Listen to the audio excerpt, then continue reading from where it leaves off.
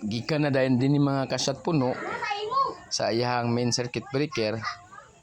Live bus bar ni siya, then live ang line side. Mao din ni ang ipakita na ko sa inyo mga kasyat puno, mao ni siya ang linya sa generator. Mao ni among genset nga main circuit breaker, mao din ni among generator machine mga kasyat puno.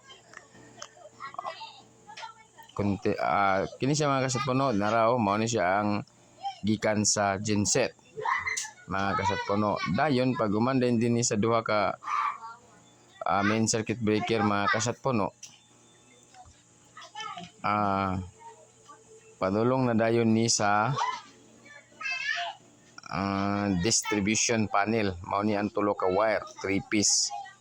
Mao ni siya ang distribution panel na ay mga circuit breaker nagyapoy main panel, main circuit breaker. Mao ni ang main circuit breaker, iya na yung mga padulong sa iyahang mga makina nga 440 volts nga gamitan.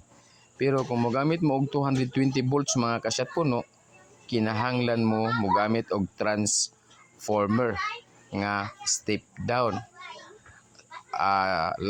Input 440 volts, output is 220. Kini mao ni siya mga kasyat puno ang transformer step down. Okay mga kasyat puno,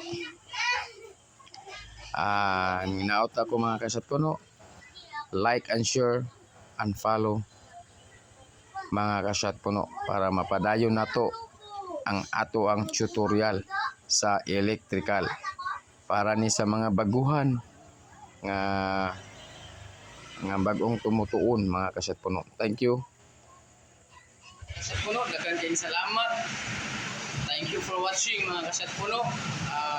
Hinaut ako nga i-like and share o follow sa ako ang FB account o FB page.